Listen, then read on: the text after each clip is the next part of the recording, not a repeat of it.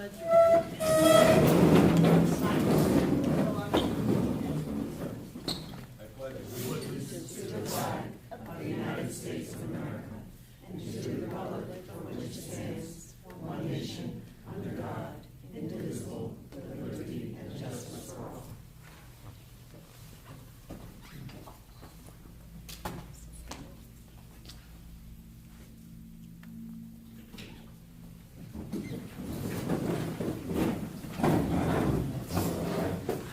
May I have a motion and a second to approve the board meeting agenda? I'll move it. Any objections or? We have a presentation tonight for Jervis Elks Hoop Shoot results of Caitlin Gundry. Good evening. I got to turn my mic on. This is what happens when you first testing. It just takes a second. This goes. Close your mic. Am I supposed to be loud? Oh, there you go.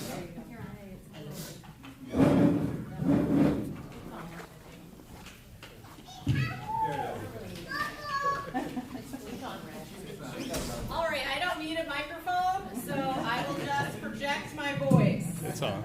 Like I do daily in my classroom. So good evening. I'm here this evening not only as a teacher in the district, but as a member of the Port Jervis Elks Lodge number 645. And it is with great pleasure that I stand before you alongside Principal Emily Mesnick to recognize Isabella Rapp, a third grade student at HPE, for her outstanding achievement this year in the Elks Hoop Shoot contest. The Elks Hoop Shoot is a free throw contest for youth ages 8 to 13, and for 50 years it has been developing gritty kids. Isabella Rapp won first place at the local, district, and regional contest to qualify to compete at the Elks Hoop Shoot State Contest in Glens Falls held on March 5th. During the state contest in a crowded room, a crowded gym, full of judges, participants, Elks representatives, family, and friends, each contestant shoots 2 rounds of free throws, one set of 10 and then a second set of 15. Due to the intense and intimidating atmosphere, it was impressive to watch Isabella display poise, focus, mental fortitude, and perseverance. In the 8 to 9-year-old girls division, Isabella won first place, becoming the 2022 Elks Hoop Shoot State Champion.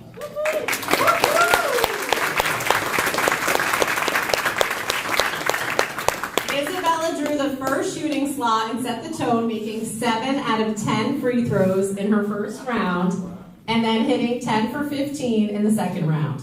She edged out her closest competitor by 1 free throw and secured her victory, making 17 out of 25 baskets. We are very proud and excited to have state winner Isabella Rapp represent the Port Jervis Elks Lodge number 645, as well as the Port Jervis School District.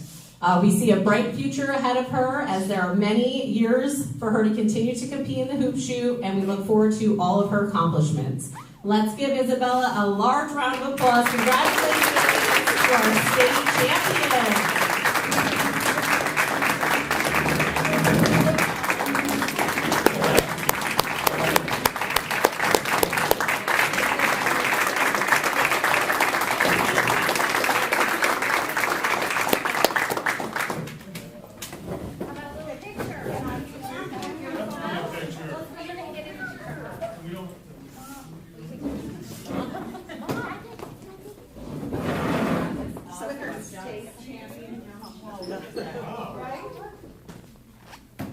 Tommy said, say champion.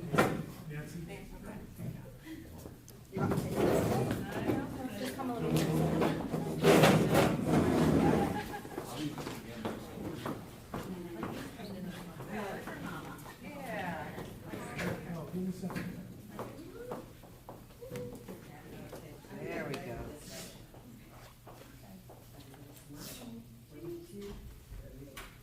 One more. Yay, Bella.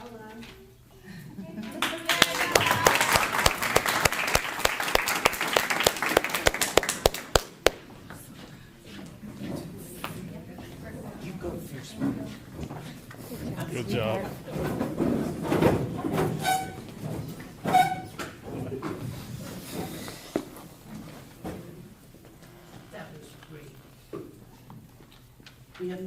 comment, no one signed up. Administrative reports, Mr. Rydell, our superintendent. Thank you.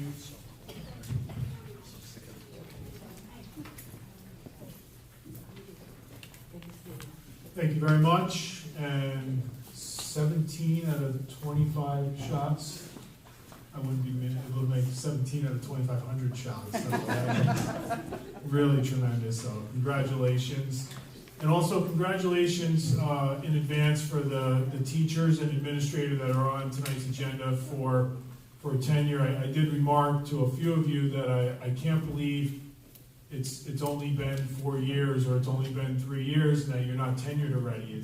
Maybe it's COVID, I'm not really sure what it is, but it just seems like forever. I guess we've been through a lot together, so it seems like longer than 3 or 4 years. To start off my administrative report, I want to start off by thanking Flo Santini in a roundabout way. I also want to thank our middle school and high school students for traveling. They took time out of their spring break, the first Saturday of spring break. On a Saturday evening, they traveled to Stewart Airport in Newburgh in the evening to welcome the heroes, the veterans that went on the honor flight after their day in Washington, D.C. They came back to Stewart Airport, and our students were there to welcome them. And I have to tell you, I couldn't have been more proud to be associated with a group of individuals. They were just the nicest, most respectful people. We were there for a few hours. We were watching on the screen that the flight was being delayed and then delayed again. And never once did anyone complain. And it's hard to describe if you weren't there, but it was pretty remarkable. And then when those veterans did arrive and they were coming through the entry point, our students were the loudest and the proudest. And it was really just an incredible experience for me. I'm sure for the students and definitely for the veterans, but I thought the board should know that we have many reasons to be proud of our students. That was one example.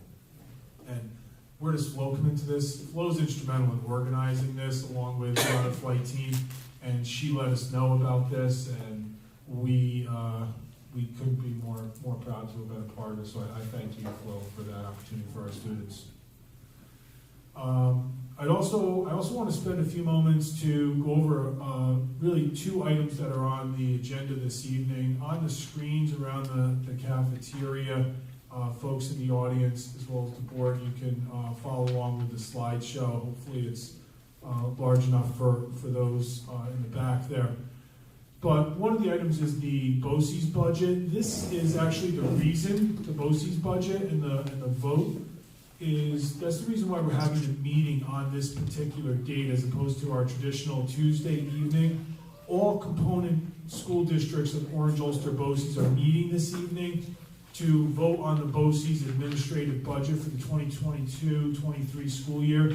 And I just wanted to point out that this isn't voting on the entire financial picture for BoCES. This represents the administrative, rental, and capital budget for BoCES. This is not for services or programs that BoCES offers, as those items are provided, for lack of a better term, in an a la carte format, where school districts finance those programs and services that they elect to participate in or utilize in. So I just wanted to give a quick overview of that. This is also for the public, for their benefit to understand what the board is actually voting on.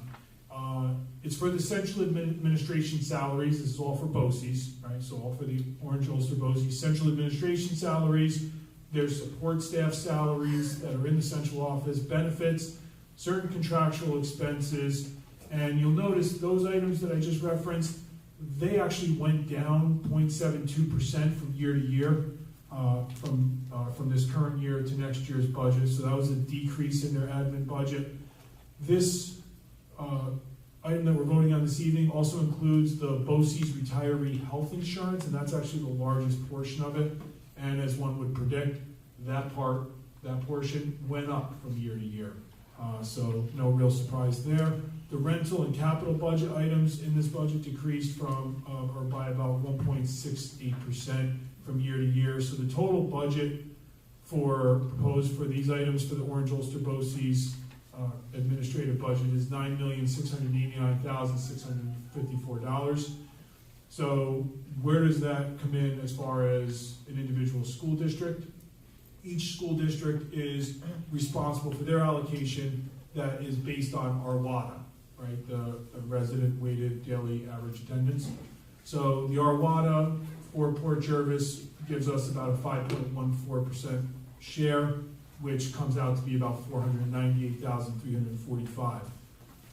So ultimately what this board is voting on is approving this budget, and that our piece of that would be $498,000. And I just want to personally say that I appreciate the continued fiscal responsibility of BOCES, that they continue to demonstrate year after year to keep expenses at a minimum, and really benefits all the component school districts.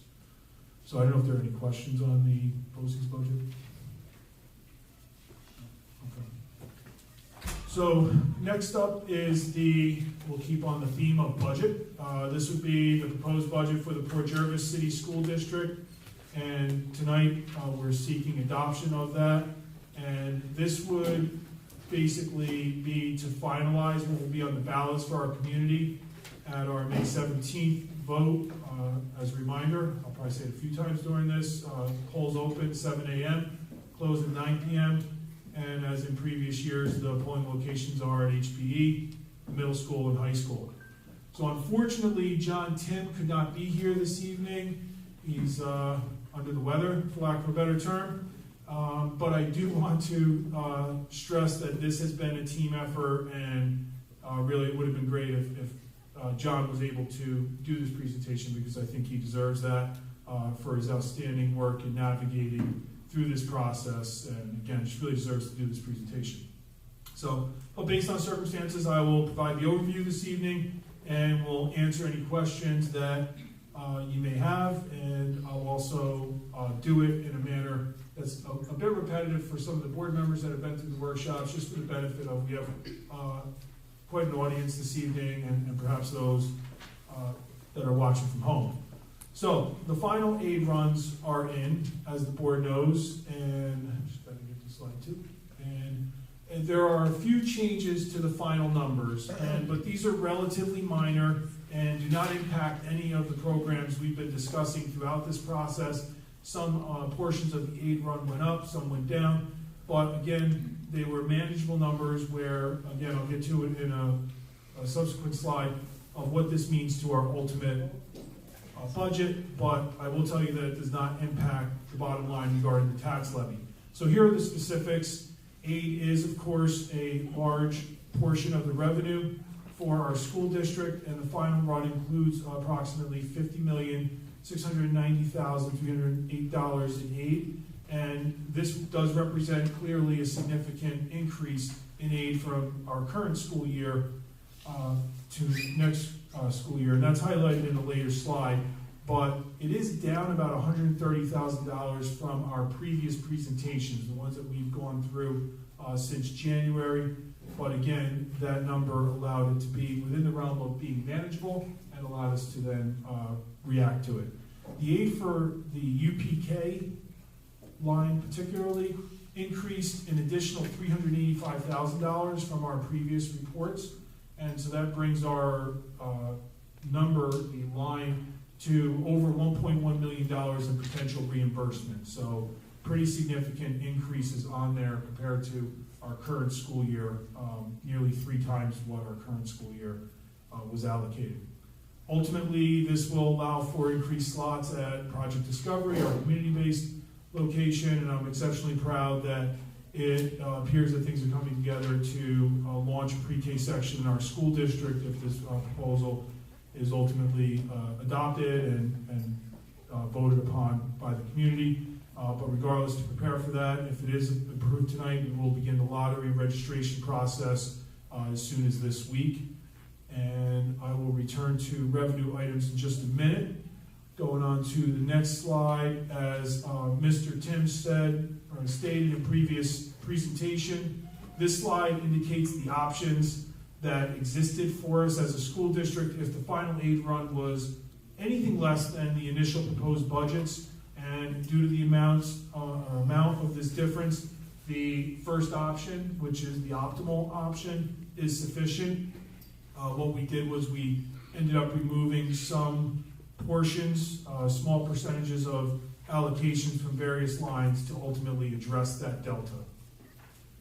So here is the progression of working budgets from previous presentations and workshops throughout the year, going from our rollover budget and then to really the one that really held firm, the $82,422,000. That's what we were working off of with the initial aid runs, and now with our final aid runs in, that's where we have our proposed budget, again, with that the decrease I just mentioned of approximately $130,000. So, to compare budgets year to year with the final revisions, again, this represents maintaining all current programs, all positions, all operations. And so there is an increase, but that increase corresponds to that increase in state aid that we were referring to.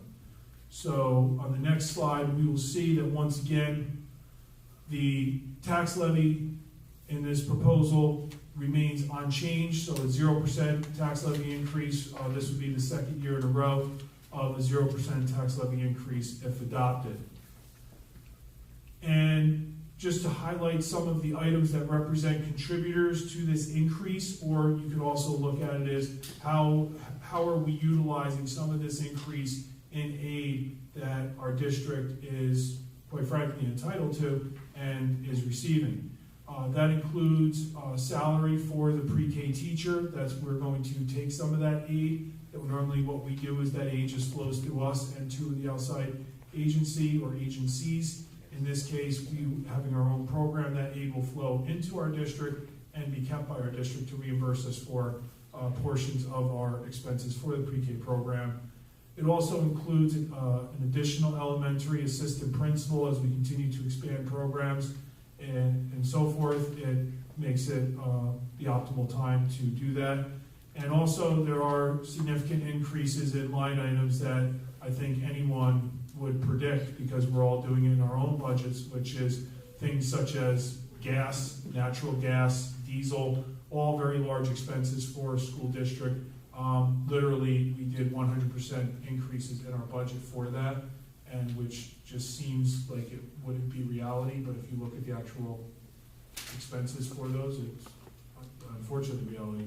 This also includes the college course program, which I am exceptionally proud of, and I can certainly answer questions on that. The material and supplies, we expect some increases in costs for that or expenses for that. Replacement smart boards, and also in our buildings and grounds department for equipment. So the next slide actually includes links to the actual line items. It's really overwhelming if we were to just present those on the screen, but just for the convenience of really everyone, that's where one can access that. And again, the budget vote is May 17th. Polling locations are at HBE, middle school, and high school. And in addition to the budget, there will be a second proposition on the ballot. And this second proposition is to increase the authorization of spending for the capital project.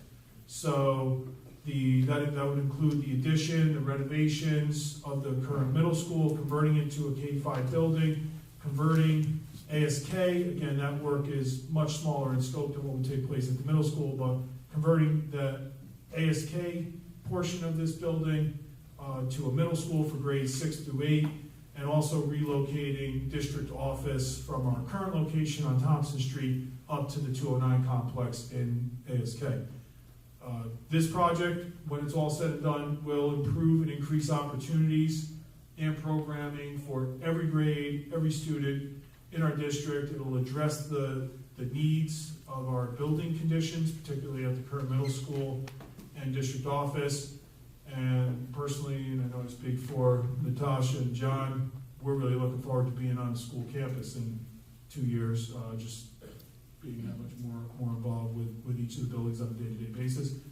So the increased spending authorization, where does that come into play? I'll just be very brief on that and certainly answer any questions. This is really to counter any of the, and all of the increases that exist as a result of the pandemic, the state of the economy, and all that's going on in the world.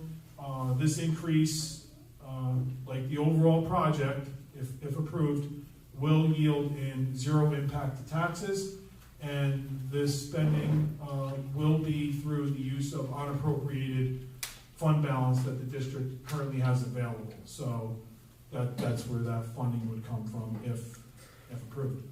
So with that, I know I said quite a bit there. We ran through the slides rather quickly, perhaps for those that are first time seeing some of that, but I don't know if any of the board members have any questions on really anything that I said. Sure. Ms. Thorne? So our allocation from the state for our prepaid program was $866,000. That's what was quoted before. Now it's 1.1 million. Correct. Okay, so that finances the program, the teachers. That's all. Any monies from that 1.1 million that we don't utilize for that purpose has to be returned to the state. Am I understanding that correctly? Yes, you actually just don't get it from the state. You're leaving money on the table. So yes, it does not become part of your revenue. Correct. So It's use it or lose it. right. So to include that in our budget would be misleading. We didn't include $1.1 million in our budget for this. Yes, we did. Because it is misleading. But I mean, I understand, but I don't know if everybody else does. Ultimately, The money is there for that purpose, but there's not anything extra out of it. correct. Right. That's a very good point. I understand exactly what you're saying.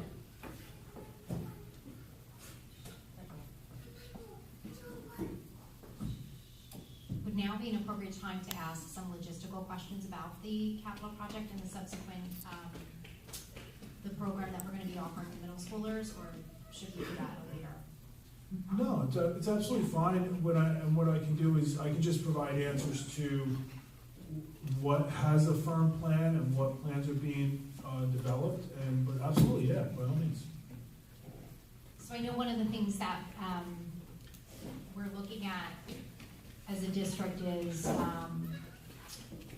possibly housing one of the grades at the high school because there's room for one of the grades. So if there's room for one of the grades, I'm thinking there would be, if we were to do split sessions, room for both of the grades, which would leave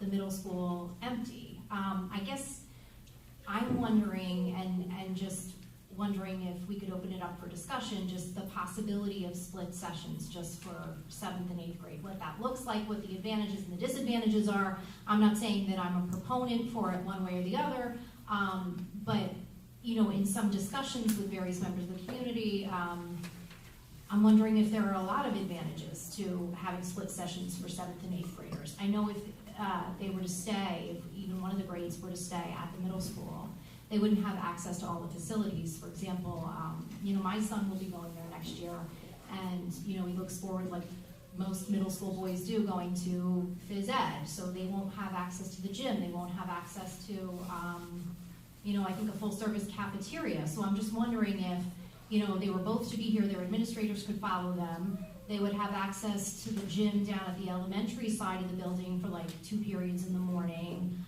They would have access to all of the staffing from the middle school, guidance and such, their administrators. So I'm just wondering what people's thoughts are on that. Sure. Do you want me to respond, or did you want? I guess just anyone who, you know, just to open it up for discussion, sure. Sure. So just to take it back a few steps, and I'll apologize in advance if this is a long, convoluted response, but just to take it back to the beginning of the planning stages, one of the things that we looked at, what are some non-negotiables, what are things that we wanted in the project, and this was a bare, you know, the bare minimum that we wanted out of this. And one of the things that we had as a non-negotiable in our facilities improvement team meetings was not doing split sessions. And the architect early on said with the amount of work that was going on in the middle school, it would take 3 years to 4 years in order to do this project if we weren't going to shut down the building, right? So the only way to shut down the building would have been to do split sessions. So that's where the timeline really got stretched out, and that's why it was extended out so far. So then when the bids came in and the feedback we received was it was based on the timeline, that's when it was, if we could, instead of doing the building in those 3 different phases, if we could do it in 2 phases, in other words, over 2 years, then that would help with the expenses. So that's where the thought started to come into how can we just use half of the current building or what will eventually be a third of the final building.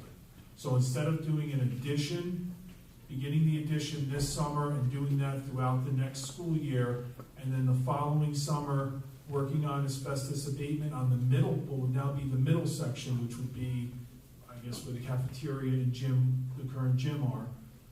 That work would happen next summer, and then that part of the building would be worked on while the new wing and the old auditorium portion were then used for housing the 2 grade levels. So that then revised to how can we make it so that we're just using that one half of the current building and then using the new wing the subsequent year and the now renovated section. So how did we come up with the fact that it is a potential possibility? Because we were looking at the rooms that are used in the middle school currently and then the rooms that are used on the 209 complex. In the event when we had issues with our boiler and the supply chain was causing such a delay, that's when we were looking at, can we work something out using this campus? It was very tight using this year's schedule and the classroom allocation at the 209 complex now, but we felt comfortable that we could get a grade level in and then figure out some sort of schedule from there. So specific to split sessions, some of the negatives to that, and I know you're just throwing it out, and then like we always say, everything should be thrown on the table for discussion, right? So this is it's a very fair concept, and most people know or have known someone that has experienced split sessions at some point. So what are some detriments? I think some of the detriments are what are pretty obvious to everyone. Is it would yield a decreased amount of time for each individual student to actually be in school, right? Just the number of hours by virtue of the way it would be structured, they would have less time in school. That represents an issue, I think, probably for everyone in this room. If you have our students less time in school at any time, it's not ideal, particularly after a pandemic and the constant work that each of our teachers, we have teachers here that are doing all this work to address learning gaps, administrators, same concept. Some of the other ancillary detriments to going forward with split sessions would be contractual obligations. So you'd have to have contract negotiations with PJTA and CSEA, and that's a pretty remarkable lift there. That's a pretty big change in contractual language and work. There's also impacts, as this would be for a secondary level. You have modified sports, you have modified sports happening right after school. That would have implications on extracurricular activities, including the arts. Has an impact on families. That's another issue with split sessions. And the final thing would be we'd have to explore, if that were to be entertained, whether or not we could reach the 990 hours that were required for the state aid reimbursement for attendance. But I get what you're saying, Kara. It's every discussion needs to be had.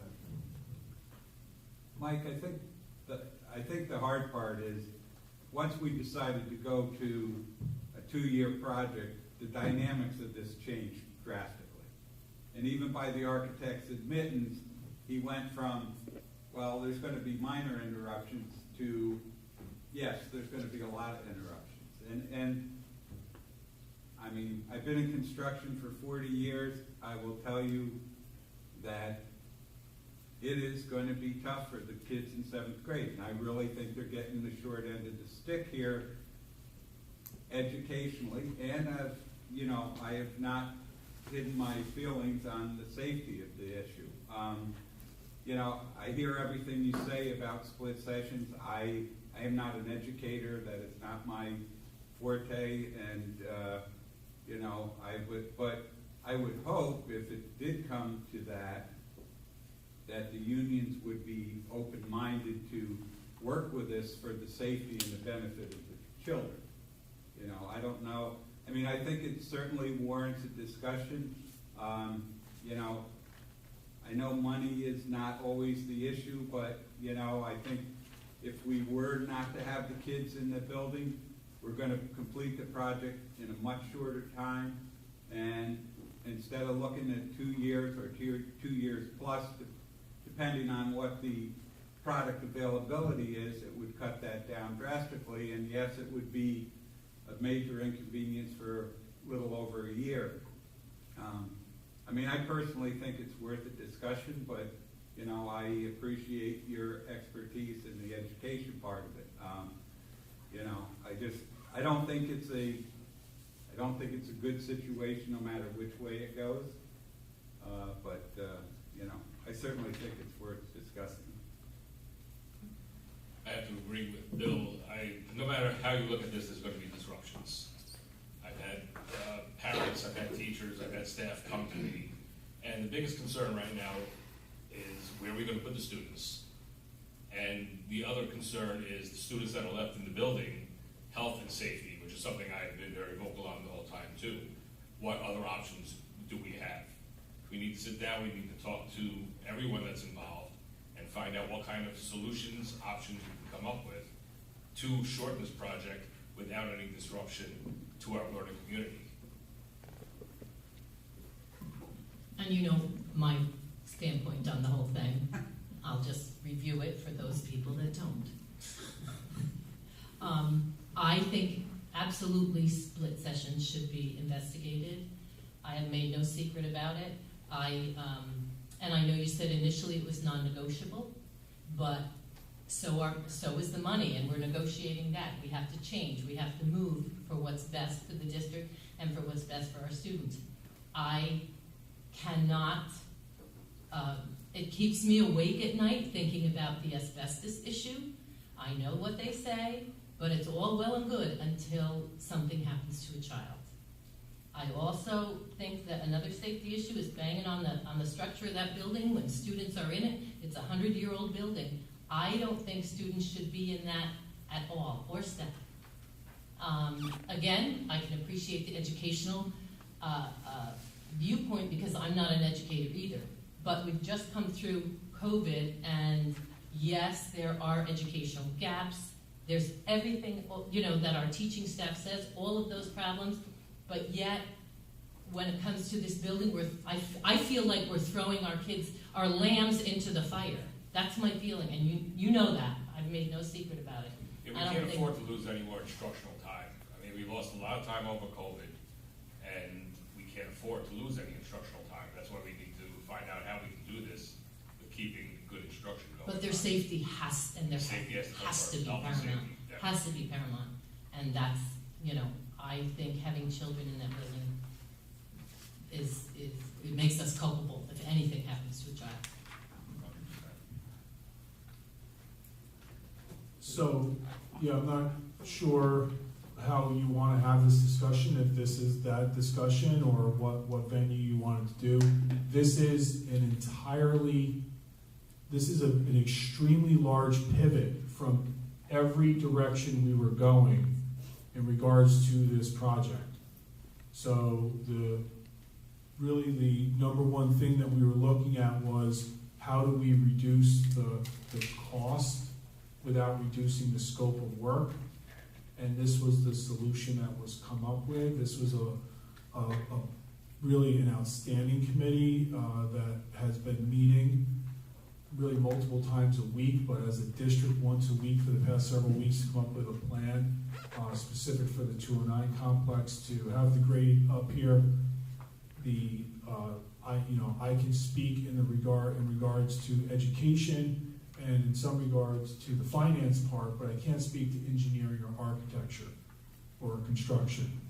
The engineers, the architects that have done extensive testing on our building have assured us that that building is exceptionally strong and very soundly built. The safety, the construction management firm, the only work they do is on K-12 construction. They're not general contractors, not that they wouldn't be just as safe, but this is what they do. And that's where the assurances came in. So one of the things that when I said the non-negotiable, it was just a term that was used, Ms. Dunn, in that it was a priority to not do that, right? And we have, boards change, I get that, but again, that could happen again, right? So it's just important to know, but we would need to know immediately, because that, if we're saying that we're not going to have students in that building, it really does change everything. I just have one question. Is this a board decision?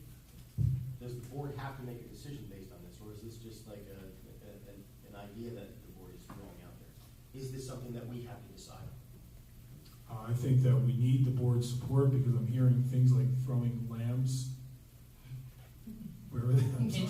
Into the fire. And I'm not making a joke of it. I just mean, but those are powerful words, right? Those. Yeah. I'm just saying, is it within the scope of what we actually can do? Well, I actually think it's part of our job. I mean, the bottom line is the buck stops at the Board of Education. And listen, I know there's a lot involved, and I'm not saying that, we're going to do a total flip here, but I think that it warrants discussion with the board and with the superintendent to see if there isn't some way to work around this thing. I mean, the parents are going to come to the board if things go awry. They're not going to go to the project manager. They're not going to go to any place else. They're going to come to the Board of Education. And you know what? I enjoy sleeping at night.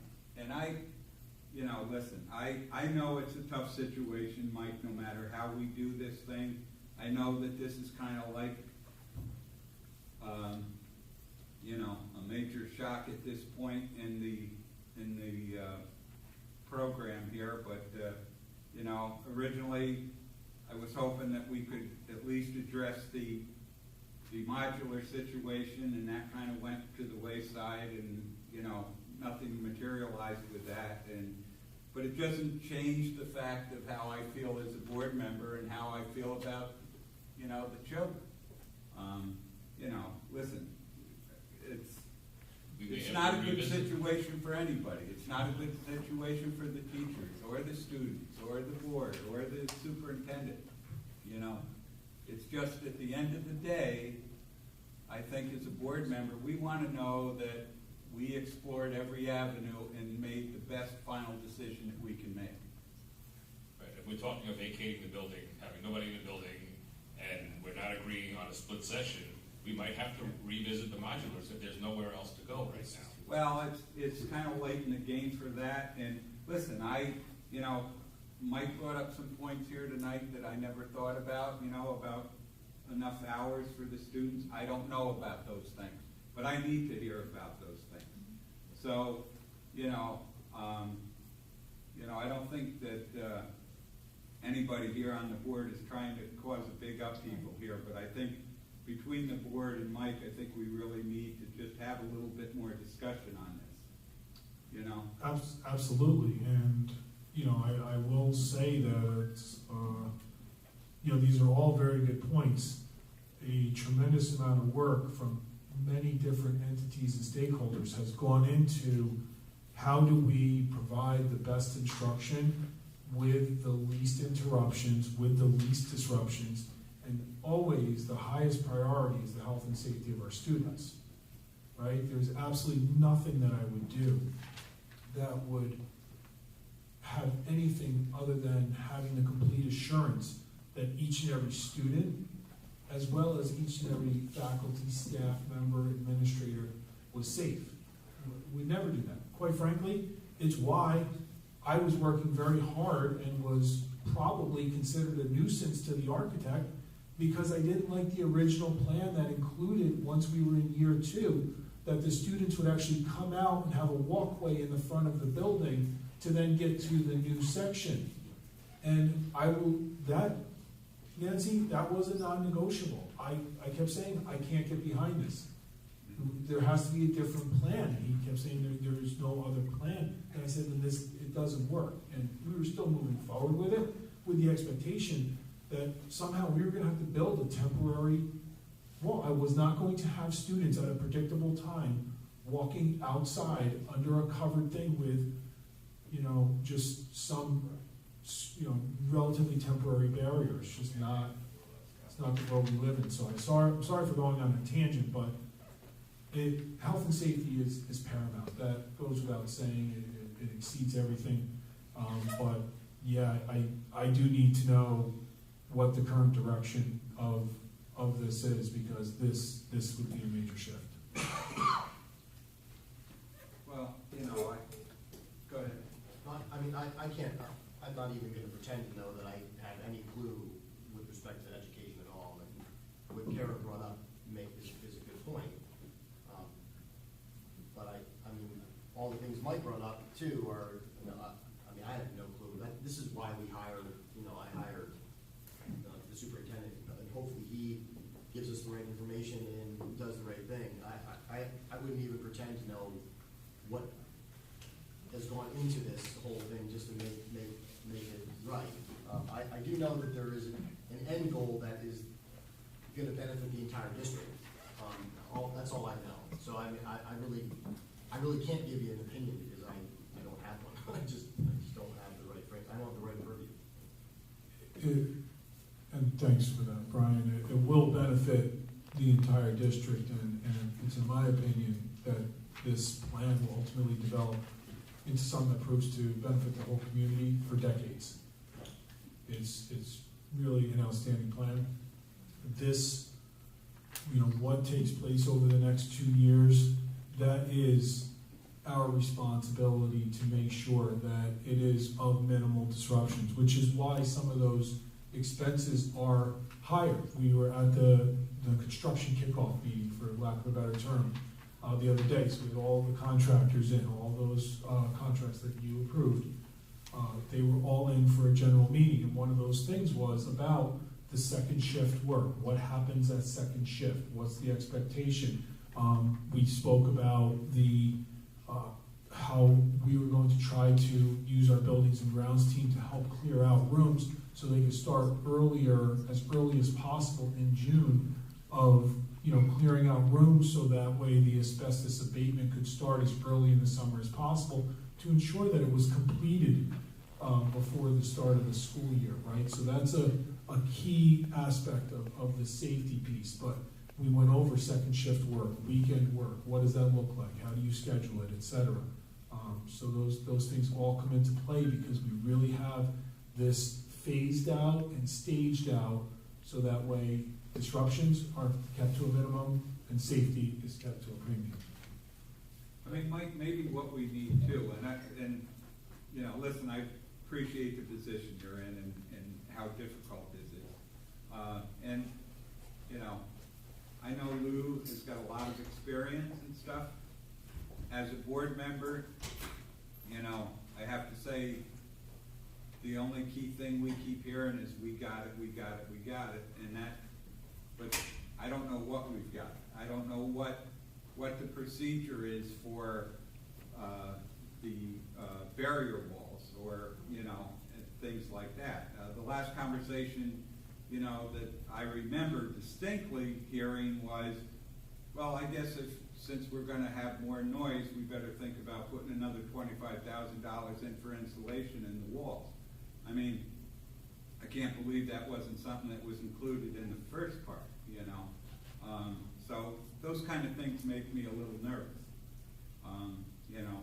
I, as a board member, and I don't know how the rest of the board members feel, wouldn't mind hearing from Lou or the architect what those barriers consist of and, how extensive they are. I can arrange, so, you know, I appreciate what you just said, and just for the purpose, I was not the one that said we could just put $25,000 more. No, that was Lou. Yes. That was Mr. Rodriguez from the project manager. You said I put- could no, have clarified I that. didn't want them to think that was. No, that was not. So what I can do is set up a meeting and have more than just Lou here, right? 'Cause, Yeah. Lou Rodriguez, Yeah, who is the top of the game right there, right? So that we can have Lou here. I can also see if we can get the contractor that's going to be doing the asbestos abatement.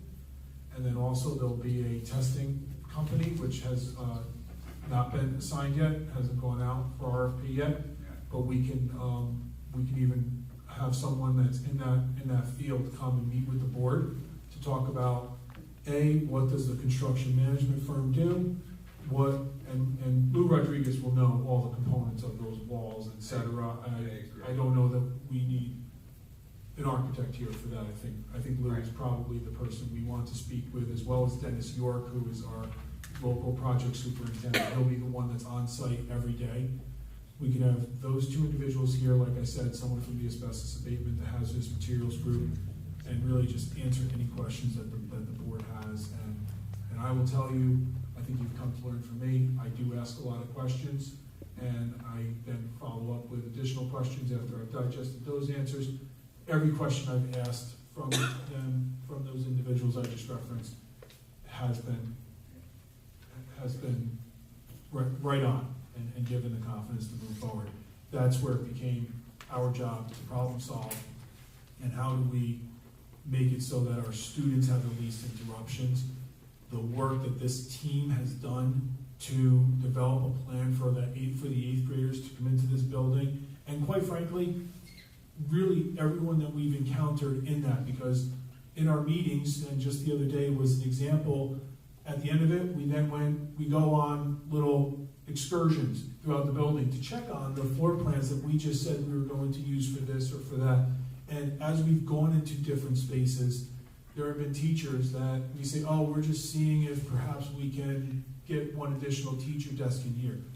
And just the other day, those that are in the audience that were on that, the teachers in that office were like, absolutely, yeah, we have more than enough room for a teacher to be in here. Yeah. And it's I think many folks realize we all have to pitch in to see this to the finish line.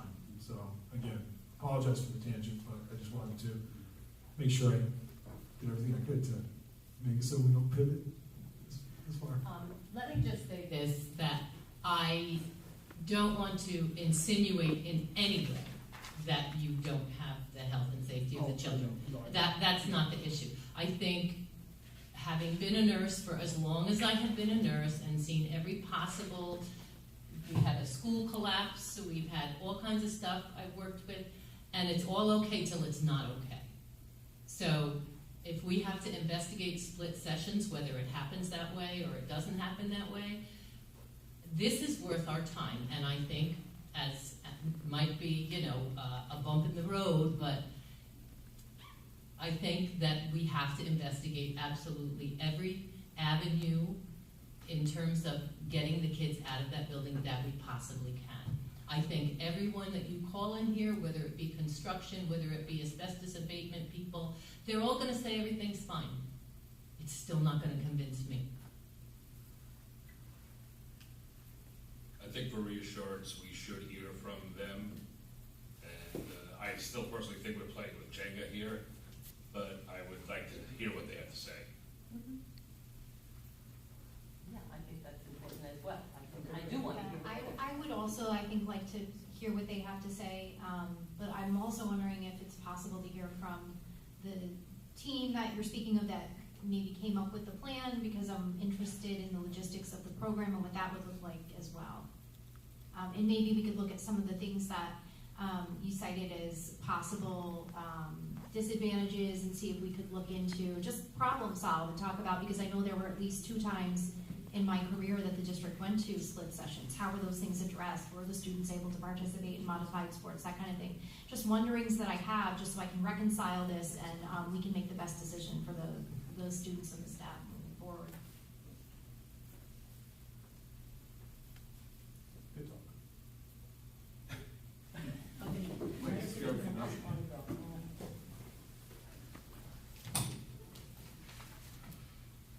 Dr. Walkwitz, did you have anything you wanted to add to any of that? It's because I don't have a microphone. Oh,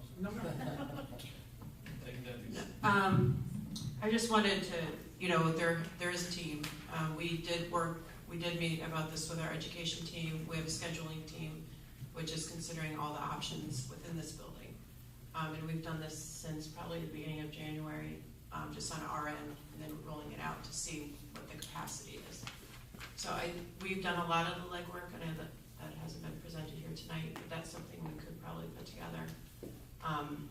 Just all the considerations from all different unit members, just to think creatively and outside the box. We also have a scheduling consultant we're working with who's going to bring us a new world of possibilities. So I think that's starting next week with him, and he's reviewing all of our current schedules and room capacities now. So, we'll do our best to see what it is. We're tight just on our end looking at this building to fit a whole 8th grade team here. We've maximized, I think, our space on our end and what we think we could do, but it would be nice to have someone on the outside who's an expert to take a look at what other possibilities. But that is something we're starting next week. Dr. Walkowitz, if I may, is the team made up of the educators and Yes. administrators within the Yep, district? absolutely. Yep, from actually all buildings except for HPE. So it's members from all the buildings. What's the number of 7th graders we're talking? approximately 185. I can get you that exact number if you want, but it's pretty. Listen, maybe the split sessions isn't a possibility, It's, we're at a very important time, right? Because we have purchase orders that are being literally made as we speak. We have contracts that are signed. This is a significant shift, and and certainly concerns that were brought up this evening. So, well, I don't want you to think for 1 minute that at least from my point, that we want to put a halt on moving ahead with the project and whatever. Listen, maybe, we're not being realistic with this conversation, but, if there is some possibility, we'd like to know it. And if there isn't a possibility, then we need to make sure that everything else we're going to do is being done. But, as far as contract awards and materials ordered, I in no way want to put a halt to that and mess up the start date of the project. yeah, and the members of that team and the teams, because the middle school also has their own team that's working on the rooms for the current, what the current model would look like if we were to do that in the safest and healthiest way possible.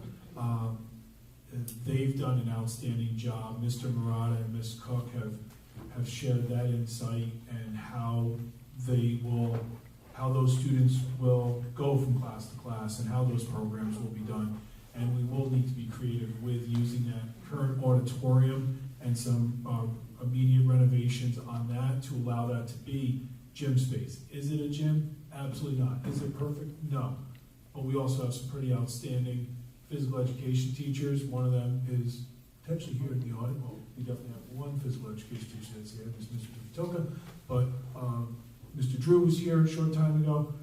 And we have a phys ed teacher on this team, Ms. Rhoda, and it's thinking outside of what's normal and how do we get creative and also provide the best for our students. But the team also came up with a very creative approach if we end up going this route, where the middle school wing, the 8th grade wing, would be this back hallway that runs all along, and we would have offices just outside of the cafeteria here, where it's the former camera room. That would be one of the offices that's used. The current SRO office would be used as really the kind of this satellite version of a main office, and really utilizing all those classrooms. Since the middle school starts earlier, we would front load the schedule where first period's a little heavier, so we would go into the ASK classrooms because the ASK teachers aren't in yet for first period, and so forth. So this team has really done an outstanding job with saying, okay, what do we have, what do we need, and so forth. And we couldn't have done it without the school counselors, without the teachers, and it's a pretty impressive plan, of which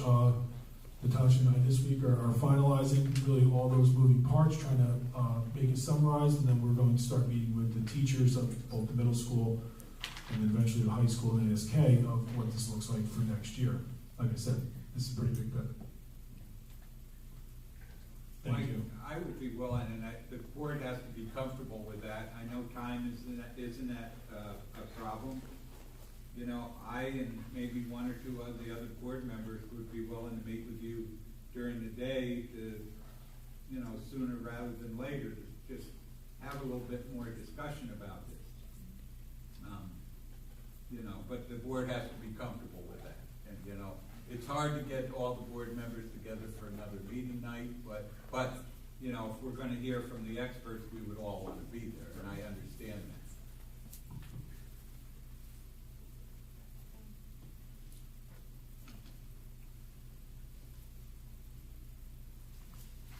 Yeah, I mean, I don't know if you're looking for input from the other board members. No, I am. Not everybody's here. No. I mean, I would not want to have a mini committee. I'd rather have all of us do it. Okay. All right. Okay, I'll set that up immediately. Thank you. Everybody except for us.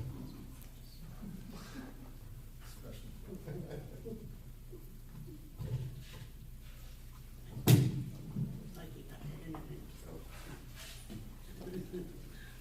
Number 7, consent items to be approved with one motion. Minutes from April 5th, 2022, Board of Education regular meeting.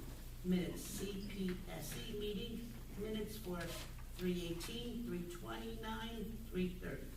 Minutes, CPSE minutes, meeting minutes, annual review for 22-23.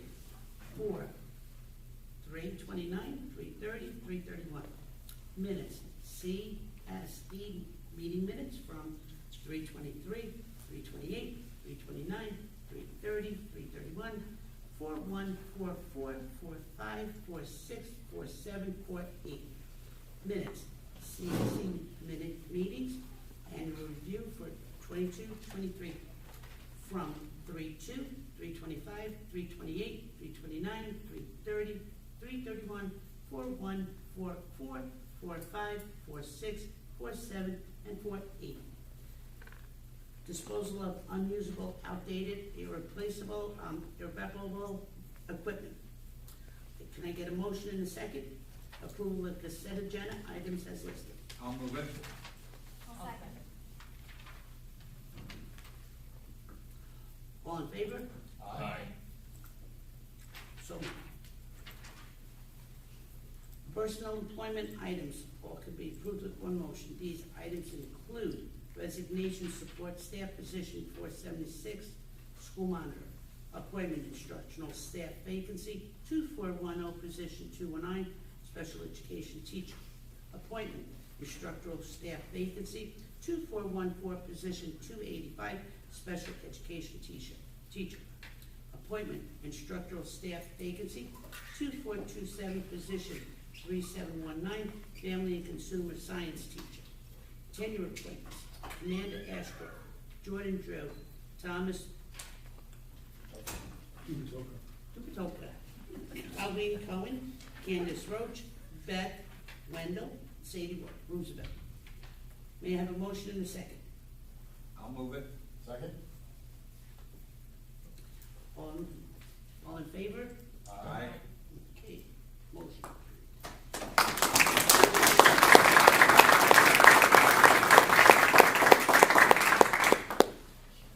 Okay,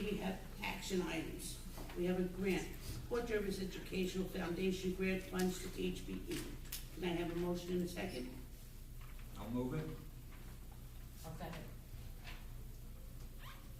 All in favor? Aye. Opposed? Motion carried. Summer food service agreement with the Port Jervis Recreation Department and the Port Jervis City School District for the 22-23 school year. May I have a motion in a second? I'll move it. Second? All in favor? Aye. Any opposed? Motion approved. Resolution to approve the BoCE's administration budget for the 2022-2023 school year in amount of $8,501,291. May I have a motion in a second? I'll move it. I'll second. All in favor? Aye. Any opposed? Motion carried. Resolution to elect 3 candidates to the Board of Cooperative Educational Services, each candidate to serve a 3-year term. William M. Boss, David Eaton, and Anita Estrada. May I have a motion in a second? I'll move it. I'll second. All in favor? Aye. Any opposed? Motion. We have a resolution to adopt the proposed budget for the 22-23 school year and to place the resolution on the ballot for voter approval in an amount of $82,289,067. May I have a motion in a second? No. Roll call. Roll call. Oh, I'll move it to bring it to the floor. Thank you. Second. Okay, we need a roll call. Brian, Yes. Nancy, Yes. Bill Harris, Yes. Lonnie, Yes. Karen, Yes. Flo. Oh, I'm sorry, yes. Motion passes. Anybody opposed? No, you just voted all yes. Thank you. Motion approved. Board member items. We have committee reports. Anyone have been at a meeting, have committee reports? No? Board member comments. We'll start with Brian. Just congratulations to the 10-year appointees. Bill Harris, I think I've spoken enough tonight, but congratulations to all. Thank you. William Onfrey, Nothing, thank you. Nancy. Nothing, thank you. Congratulations, congratulations to all the tenure recipients. I didn't get to me yet. I'm very impressed with basketball with the elk shoot. That was really, you've got to be so proud. And She doesn't get it from congratulations me, okay? on behalf of But she's got a bright future ahead of her. Yeah, I mean, really impressive, it really is. Yeah, very, very well. I'm sure that we all are, and anybody at home is seeing that and stuff, and, you know, the basketball, I'm very proud, thank you. Mr. Rydell spoke of, this is a very, emotional subject for me, and if anybody has gone, as Nancy has, to the honor flight, unless you see it, you cannot understand what it's like. You cannot understand, we had 400-year-old veterans on this from World War II. See them coming off the plane and down the hallway, running faster than any one of the Guardians, because the Guardians were just whipped. But the veterans were just, am I right? Adrenaline. Adrenaline, what's happening. I want to thank the school. I mean, I said something to one of our officers from the honor flight. I said, you know, my kids are here from Port Jervis. He said, I hear all of them. He said, I hear all of them. So, very loud, very emotional.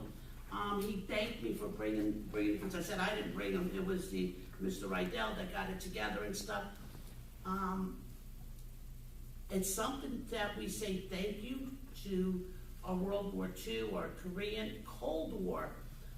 Somebody asked me about Cold War, and I'm like, I think it's after, and I come to find out that it's between World War II, and all the way to our Afghanistan. So anything in between that didn't have a war title to it is considered Cold War, which I was, like I said, you learn, I won't tell you how old I am, but I learned something, and it was like I was happy I did that. But going to the Korean War monument where I the guitar, and I know it's under construction, and I know our history in the middle school went just a couple of weeks ago. We didn't hook up this year, but to see that what they put into these monuments down there for our veterans to see, the World War II, when you see these World War II veterans just in that circle and just looking around, you can't put a price on it. I mean, everyone should go to see this down in Washington, but if the next flight's October, I believe it's the second week, I'll get the date. You gotta come, you gotta see what this is all about, because unless you see it, you're not gonna understand what we go through. Nancy, you can't put a price on it, and yeah, and I think guitar every time I go, but and I want to thank the school. Like I said, every year, whether they do cards for our Valentine's, what Congressman Maloney does, that when you guys come through, and I want to thank you, because it's an extra step for what you do for your community and for your fellow man, and I want to thank you. Anything else? Yeah, I just wanted to provide just some insight, just because you thanked me. I did not organize this. I know. You contacted me, I ordered the bus, and I said we will do our best to fill it. And it was the team at the high school and middle school that did facilitate that.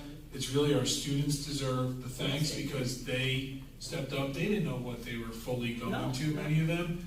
And it also, we need to acknowledge the fact that Damian Straharsky and Maria Rodano gave up their time to chaperone with the students. I did see Mr. Morales, what he had on Facebook. I saw like the it. picture, yeah. Yeah. Yeah, Mr. Morales was telling everybody about it. So, yeah, I just wanted to make sure that the appropriate people were actually thanked for that, so. I know. I just get too emotional. I know. Anyone else? Anyone else?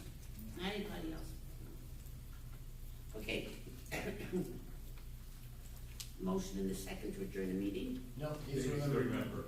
Oh, we have to remember these days. See? Yeah, I have to remember these dates. Friday, April 22nd, report card distribution number 3, available online or school tool. Wednesday, Thursday, April 27th and 28th, New York State math test, grade 3 and 6, computer-based. Makeup dates, April 29th, May 9th in the morning. Thursday, April 28th, freshman spring orientation, 6 to 8 p.m., Port Jervis High School. Friday and Saturday, April 29th and 30th, Port Jervis Middle School musical, Guys and Dolls. Friday, 7 p.m., Saturday, 2 p.m. and 7 p.m. at the Port Jervis High School auditorium. Saturday, April 30th, Port Jervis High School junior semi-formal at the Elks Club. Tuesday, May 3rd, 2022, public budget hearing, Board of Education meeting, 7 p.m., Port Jervis High School cafeteria. Okay, there's a special announcement. Candidate petitions are still available at the district clerk's office for anybody who wants to run for a seat on the Board of Education. Complete petitions must be returned to district clerk no later than 5 p.m. on Wednesday, April 27th. Applications for absentee ballots are available for download on the district website or in person from the district clerk. To those in the community members who will not be able to vote in person on May 17th, call the district clerk for more information. Now, can I have a meeting, a motion and a second to adjourn? I'll move it.